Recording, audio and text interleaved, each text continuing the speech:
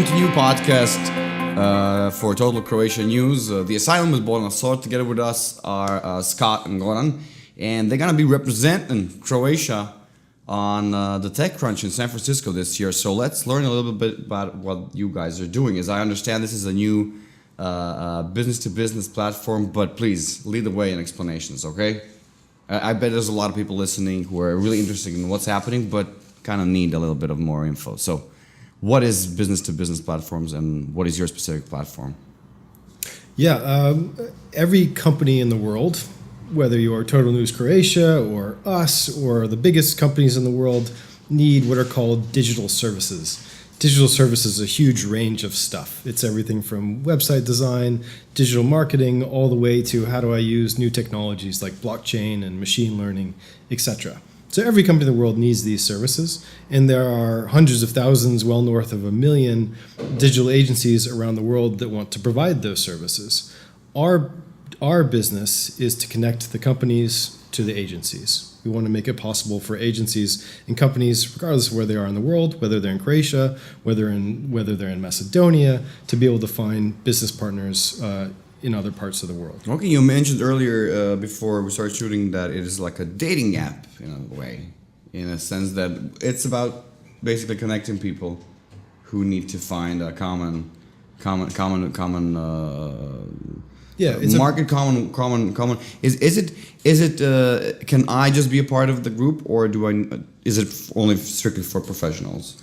It's only for, on the one side you have companies, you have to be an actual company with 2 or more people. On the other side, digital agencies, so we're not talking about freelancers. I, Scott Coleman, couldn't use the platform. I have to have an actual agency of 2 or more people that provides these services. But going back to what you're saying about a dating site, we are like a dating site in that if I'm on Tinder or if I'm on some online dating site, I'm going to meet people that I otherwise would not meet. If I'm dating in the old world, pre-technology, I'm only meeting people that I can actually come into contact with somehow through introductions from my friends or in a bar or whatever.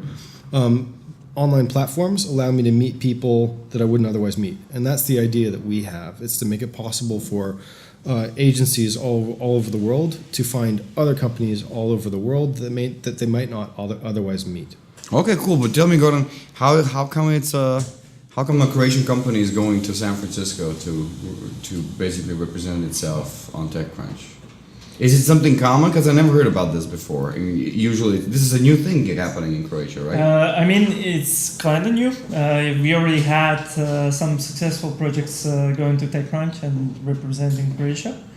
But let's say now it's the time of digitalization and moving to digital. And that's why you have this whole movement of Croatia going to digital. It's already happening in the world, but we as the technology people are late adopters. So it means that when new technologies come in, Croatians usually tend to go in later stages, but we are also going in really fast, which means that from the perspective of technology, when we start to use it really fast. Do you think that is, when you say we Croatians, you mean people in the industry or just regular citizens? I'm talking generally about Croatians and going back to the interest for TechCrunch and for this happening. It was happening before, but it was not so much mainstream as it's now. So now you have more people talking about technology, about digital, about move to the digital. You have more and more companies going to the e-commerce platforms and starting to sell their things online. And then you have this movement coming in Croatia, which is shift to the digital. And then you have topics like TDA coming up to the news and actually being excited for a wider audience of people. Because you already had technological projects in Croatia, but it wasn't so mainstream. So it was mainly the information was condensed into the technological circles. But now you have this wider, this wider interest from general people just wanting to know more about what we are doing and trying to achieve. So, but as I understand, you guys won a regional award, and this is one of the things that helps with awareness and people knowing what's happening. So what's the award? It's Spark Me? What was that? It's a startup pitch competition in Budva, Montenegro. It brought startups from all over the region. And there's a series of rounds of pitch competition in front of judges. You pitch for a few minutes. They ask you questions. We were fortunate enough to be selected as the best startup in the competition, and the award was tickets, all paid trip to TechCrunch in San Francisco, where we'll have the chance to compete against other startups from all over. Okay, so that's great. Basically, so it's not one of those things that you just are going there hoping to sell. You guys got a little bit of a wind in your back already because that you're coming there as, let's say, regional, not a winners, but in this case, a regional winner. That's a great thing. Do people outside have some kind of a preconceptions about this region and the capacity in creating this type of platforms and business to business projects from before? Yeah, I can tell from the experience we had with our clients which are already on the platform itself. You always get this question of you're not from the United States and where are you from? And then we say we're from Croatia. And what's really cool, what started to happen is when you say we're from Croatia, and it's like, Dubrovnik, Game of Thrones, Star Wars, we know the place, it's really cool, it's really nice. So we have this change happening. I'm in the digital playing field for the last 5 years, so I've seen this shift when I called people to the United States, and then I don't know where you are, to this last 2 years when people started to be excited about Croatia. So a show and just about accepting us as not only this beautiful land, but also a land of professionals and high value tech people.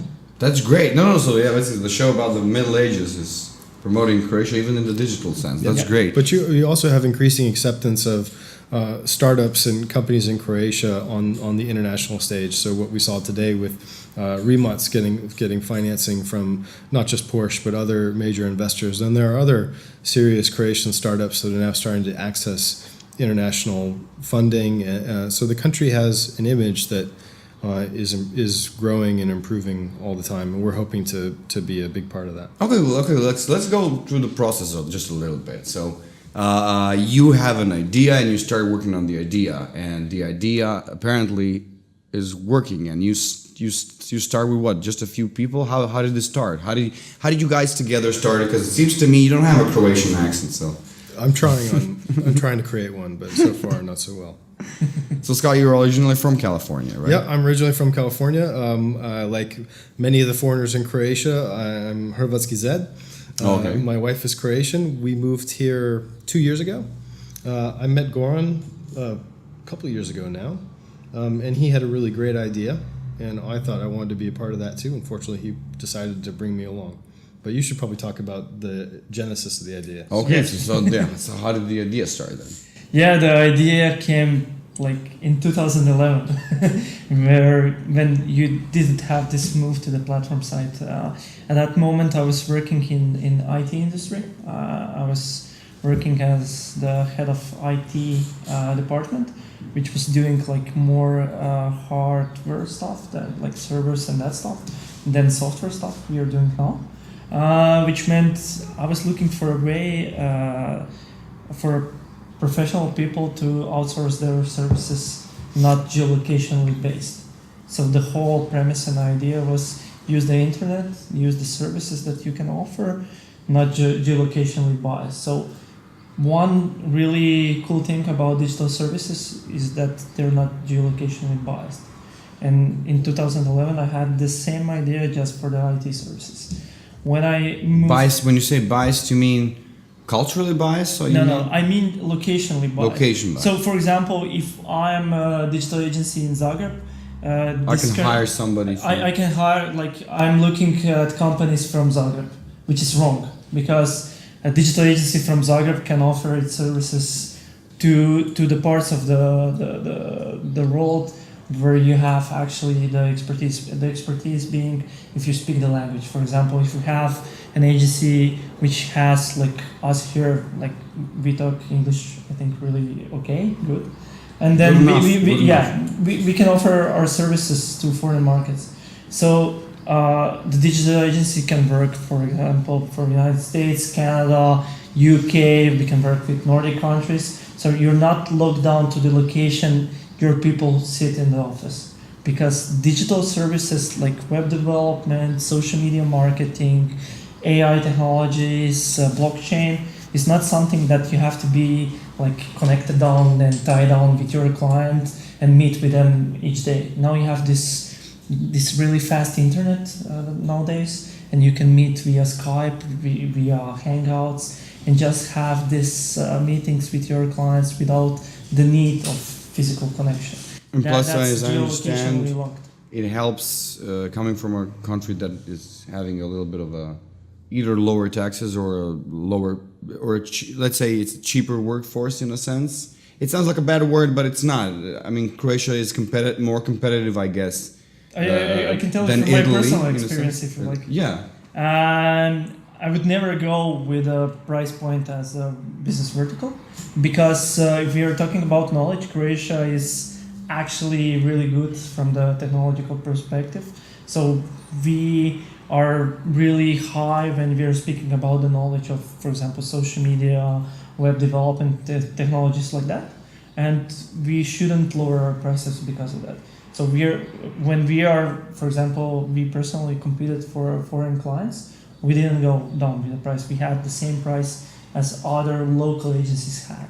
What we try to do is have higher level of quality.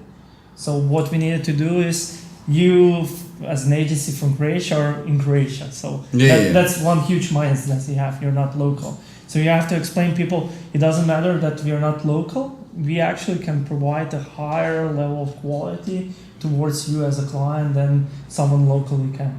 And that's the mission we had, and that's the mission we achieved. And that's actually why TDA, so Top Digital Agency, came to life.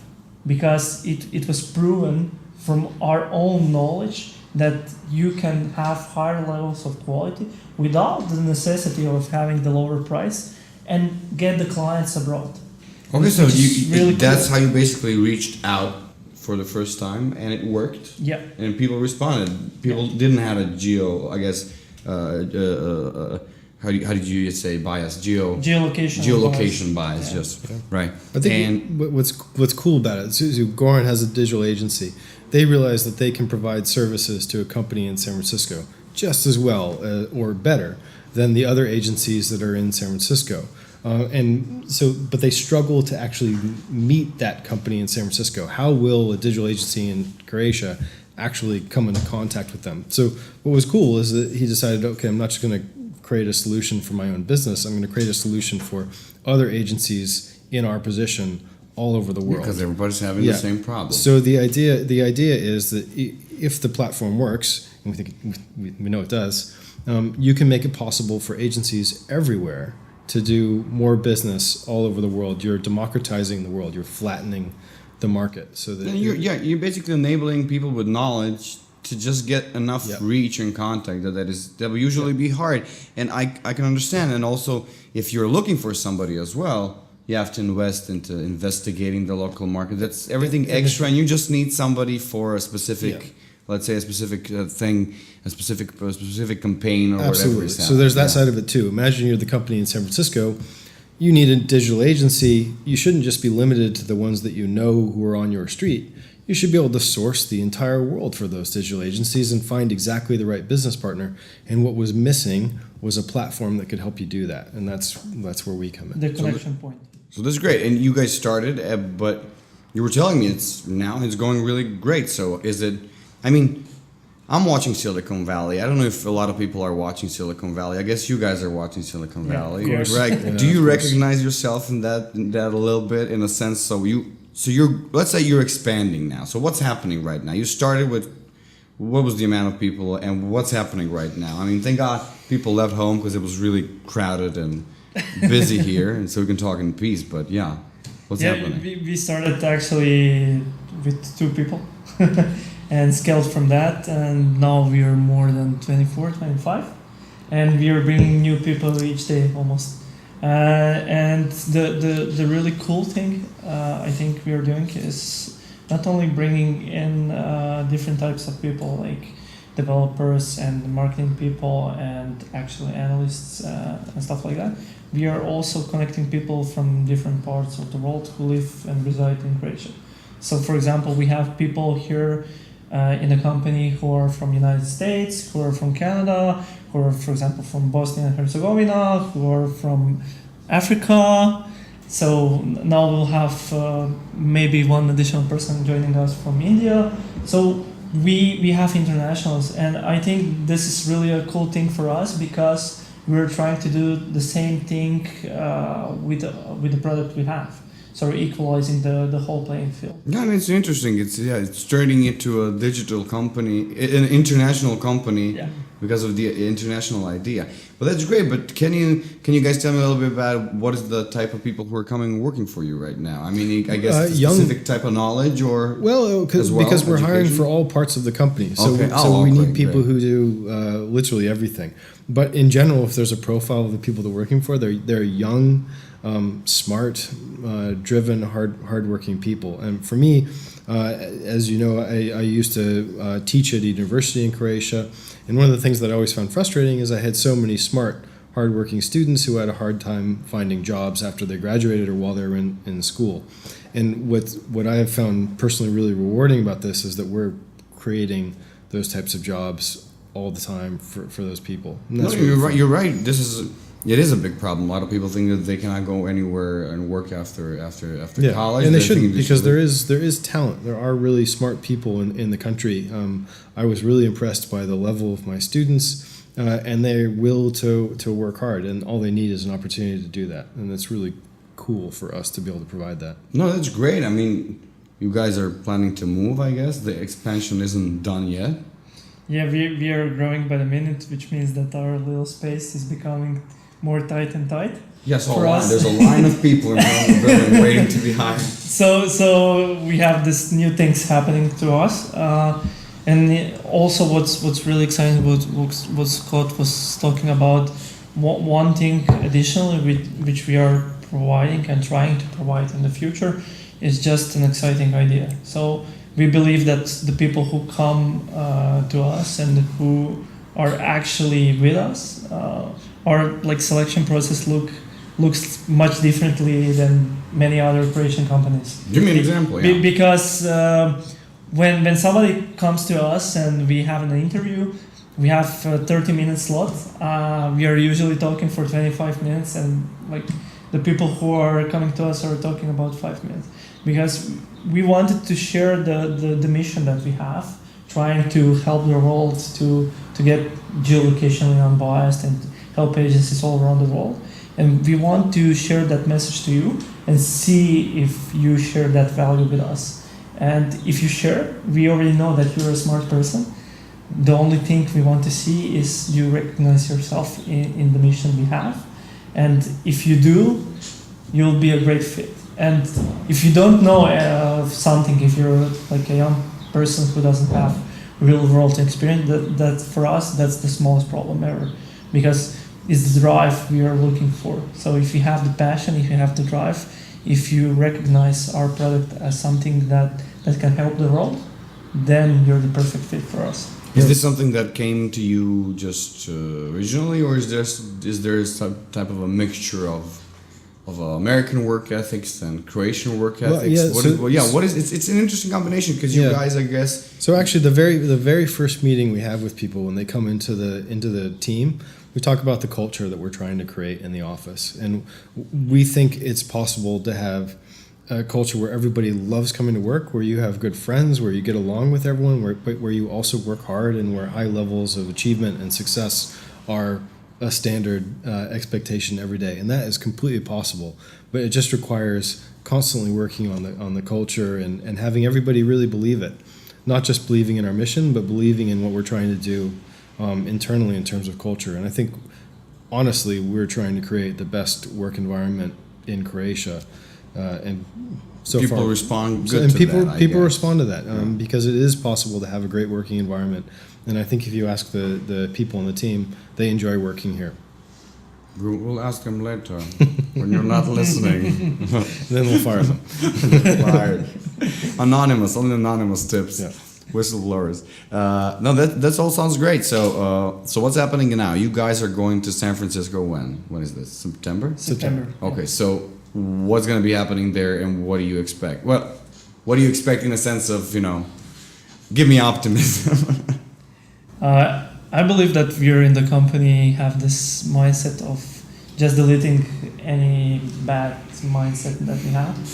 It's always to look to the positive sides of life, and I feel that's one of the secret sauces that we have for a successful thing until now and in the future. Can you give me just a couple of tips? What do you guys do in a sense? I guess it involves having respect on the work job, but on the other hand, how does it happen? I mean, I think that for example, when my parents talked about how they worked back in the days, you would have different types of things that would be implemented to make you a happier employee, sport events, whatever. But it always depended on the size of the company. I guess it's not the same thing to do if you're having a birthday party for 5 people or you're having a birthday party for 15 or 20 people.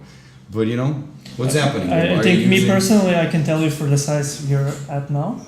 I have just one word, which I think is the key to success. It's listen. Listen what people have to say, because you brought a bunch of smart people and you have to value their opinion, and they have this really, really good ideas. And if you just listen, you'll create this positive mindset with people to create something new, something positive, and also you'll have this positive energy flowing in. And if you're trying just to say to people you have to work and listen to us, I think that's the wrong way to do it. No, what you're saying is it's so true. It could sound like a cliche, but unfortunately in Croatia you hear a lot of times that, let's say, the administration doesn't listen. So it sounds such a basic thing, but unfortunately it's not something that you find that common or as common as one would wish. Makes sense. But do you think there's also, I mean, how does the fact that let's say that you're Scott, you're from California, so does that help a little bit when it comes that people have? Does it give a little bit of an international shtick a little bit, even to the younger Croatians coming to work? I guess it's weird to say that somebody from the United States is an exotic, but I guess for somebody who started working in this kind of company, I think it helps. We have made it clear to everyone that we don't view ourselves as an American company or a Croatian company. We view ourselves as an international company, and and what that means is we're trying to have international top you are those standards. People who the anti-globalist rioteers in front of you are all about. Something like that. International companies. Yeah. No, it makes sense. Okay. And people buy into that, especially I think young people, because we are all going to get into sociology. Don't want to get into sociology, anthropology too much, but we've all been raised on international media, and we have a lot in common that's beyond just where we grow up, and people feed into that. So you can generate a culture based on shared values, and it's not hard to find that people all enjoy friendship and cooperation and complimenting each other. People enjoy that. So if you focus in on those things rather than I'm Scott, I'm Goran, do what I say, it's actually not that difficult to create a fun working environment for people, especially if you have such a really talented group, which we do. That is great, especially if you get recognized for your work and for Game of Thrones as well. But really, so you guys are going there, and it's September, right? So what's the plan? You're gonna take a plane, you're gonna bring all the stuff in one bag, right? How does it go? I mean, I know it's a digital platform, it's online, but proverbially, you're gonna go there. You're gonna have a stand. You're gonna have an act, or not the act, a speech, a pitch. So can I know a little bit about more what's gonna happen on? You were there before? No. It's the first time I'm going to. We've only seen it on to the promised land. Yeah, you neither. No. But you're from San Francisco, so at least it's your home. It's your home. You're playing. You're not playing away. It's funny for me because I even though I grew up in San Francisco and I went to law school in Silicon Valley, I was not a tech person. I went into finance as a lawyer, and now I'm coming back to where I grew up on the tech side of it, which is kind of fun for me. It is. It's a full circle. It's a weird. Yeah. It's a weird. Maybe the Silicon Valley is calling on you. I don't know what's going on. There's some. So what's gonna happen? You're gonna have a pitch. Yeah, first things we are going to do is actually make our booth pretty. So the stand we have, which is in the Startup Alley, where we showcase our product to the mass that's out there. It will be more than 10,000 people, I think. So it's quite a few eyes. We are going there primarily to showcase our product to potential customers, but also to seek financing for further scaling that we're planning. Because we don't want to stop here and be a company of 20. We want to be a global company, a company who provides services for the whole world. So we think big. Regarding the pitching phase, we are currently in the selection process, which means that they're auditing us if we get into the pitching competition itself. We are hoping now we get to that phase and we'll get the chance and opportunity to go to the stage and feel the heat from TechCrunch. To make a scandal there. So it's always to do whatever you do. The scandal on the level of Silicon Valley style. Yeah. But yeah, that's the rough idea of us going to the States. And can you then explain to me a little bit then what's the next stage when it, let's say, as I understand you guys kind of have to be connected with the United States. I guess everybody needs to be this or that way connected with not just United States, but so you have an office, you have a contact address in the United States as well. But so what happens if an investor comes, right? What would be your dream? What if, would you like to stay here? I don't want to go into details. I know this is business opinions, but what is your ideal wish? What, in a sense of, what if everything goes great, what will be happening in a year, let's say? In a year, you'll be in a much busier, much bigger office. Okay. So the idea is for every kuna or every penny of that money to get reinvested into the company and make it bigger and bigger and bigger, so that we're hiring more people and our presence is larger. That's what's with the yachts, man, and the private jets? No, unfortunately, that's not. That's not. Yeah. Unfortunately, that's not in the near future. Yeah. For us, we have this higher purpose of trying to make a product which will actually help companies and with that help people and create new opportunities. We were looking to help this region also, so help Croatia and all similar countries like this, which have great potential but have this difficulty of reaching a broader audience or broader markets. And we want to bridge that gap, and this is our main drive. This is the thing we are trying to achieve. You were speaking about yachts.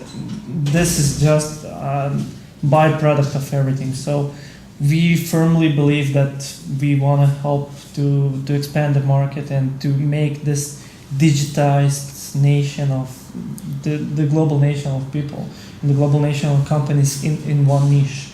We are hoping just to be the spark for other people to bring new ideas which will be on the art race. Do you think that's the future? Do you think that is basically what will be the default of the future? This idea that it doesn't matter if I'm from Zagreb, just like I would expect that the majority of companies around me have some sort of international digital I can tell you my outlet. Personal subjective opinion on it. I believe so. I believe that's the only way to do it, because as the world is this great big place, it's becoming smaller and smaller with technology we have. So the next normal thing to do is basically go there, like be digitized, connect to the people, connect with the world. And you have to have means to do that. And we are trying to provide like a good type of means to do that. Okay, and what is... I think it's a great idea. I completely understand it. One of the reasons we're doing this podcast is English is because I understand that I think there's a lot of stories and topics and let's say also companies, part of the industry that needs to be outside of our, let's say, comfort zone. So using English, I guess, is one of the basic things that we have to do. I guess this was one of the... There's no Croatian in this company when it comes to offering clients, except if you're a Croatian client and you want to choose what... Let it be in Croatian option. So I guess younger generations who are coming and working here are also kind of good in English, right? Yeah, Yeah. we speak English in the office. Right, and you know, I mean, you're from the United States. What can you say? Is this when it comes to Croatians working like this? It's a normal thing and no It's problem. completely Everybody's normal. doing it. Yeah, it's completely normal. I I mean, the only believe problem is it when I will try to be speak more Croatian. normal in the future because with this one thing you're trying to achieve is connecting. It means that you have to have this global language which you're actually connecting through. So we personally here are talking only English, and this is our main language because most of our audience understands English and it makes sense for us. Regarding the English in Croatia and regarding employees talking about having to use English inside the company, this is one of the more exciting things for them because you have this school who is teaching you English and you're trying to implement that somehow in your life, and you're providing here the means to use this.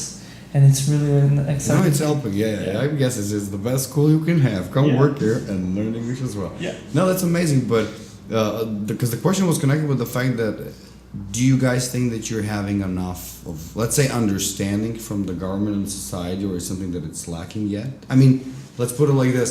You mentioned that a lot of your students were not aware that something like this could work. Let's say they didn't feel that optimistic, but now things are getting better, and that's great. Yeah, I think this is where maybe I have a slightly different perspective in that where I grew up, there are lots of people who think of entrepreneurship as a great thing, that it's an option when you get out of college or at any point in your life, really, to start a business and grow it yourself. And I like the idea of trying to create a space where more people, not just us, but there can be more entrepreneurs, because this is, in my mind, is and has to be the future for countries like Croatia, because you have a relatively small market, and you're only going to expand if you can access markets that are outside of Croatia, but also for young people who are trying to create to get jobs. You create them yourself, then this is a great thing. So in the news, people are often talking about needing to find more jobs. Well, create them. Get more people to create companies, and you create jobs to go with them. And do you think that, I mean, how does it work when it comes to, creating something like a platform like this in Croatia when it comes to laws and everything? Is it everything is? I'm not saying everything is legal here, but I'm pointing out.